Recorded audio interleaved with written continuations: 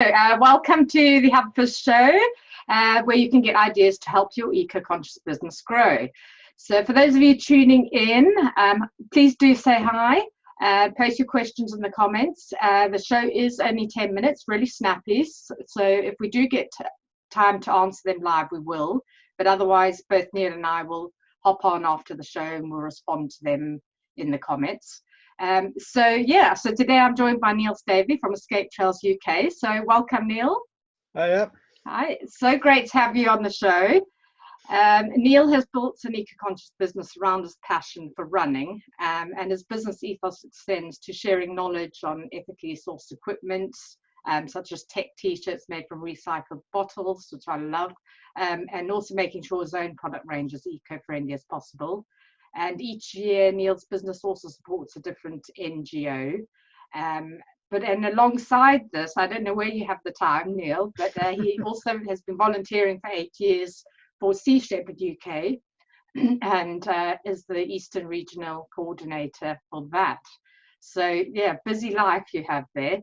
And so, Neil, question for you is how do you make the ethical choices you do? What kind of comes into that?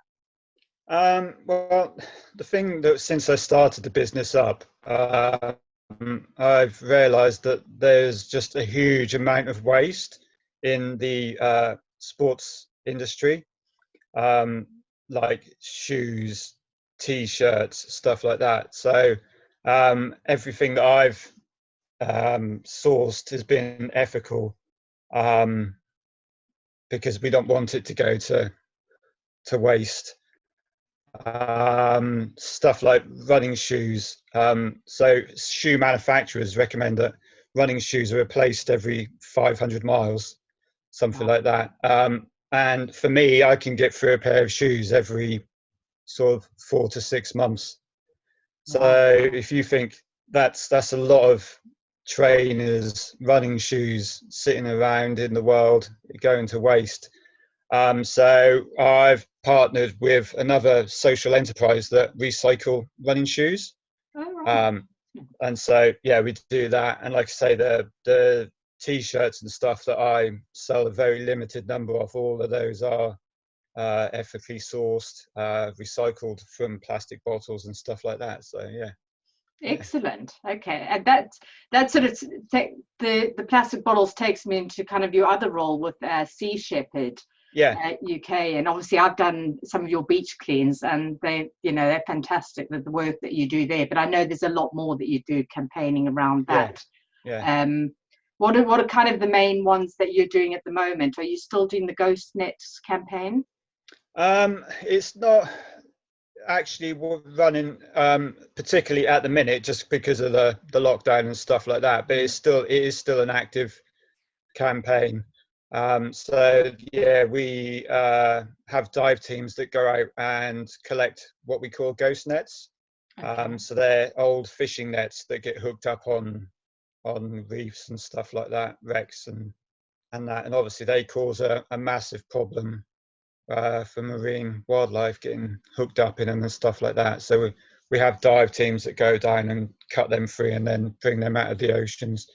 And obviously our beach cleans is always going to be a big campaign for us, just because of the amount of litter that we find on the beaches, up and down the coast, especially here in Norfolk. We have a real problem with the local seals getting nets and stuff around their neck. We've got a real problem with that at the minute. So yeah.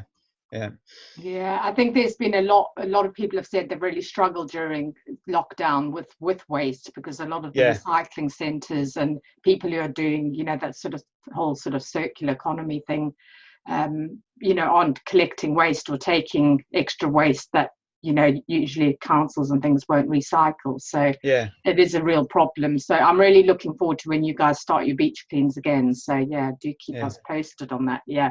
And what do you find? How do people your clients respond to your way of working? Are you finding that that's having quite a big impact and you're getting more busy with your escape trails? I don't know if it has a massive impact on the amount of people we have as customers, but it has an impact because, like I say, we're working with another social enterprise, and they take in unwanted shoes and running clothes and stuff like that, and we're getting a lot of stuff given to us to then pass on to them, and I think it makes, because people have a lot of running races give away free t-shirts, and it's an amazing thing how many people have these free t-shirts just sitting around that they've never worn. So we take them in and send them off to be recycled or rehomed, or to go to refugees and stuff like that.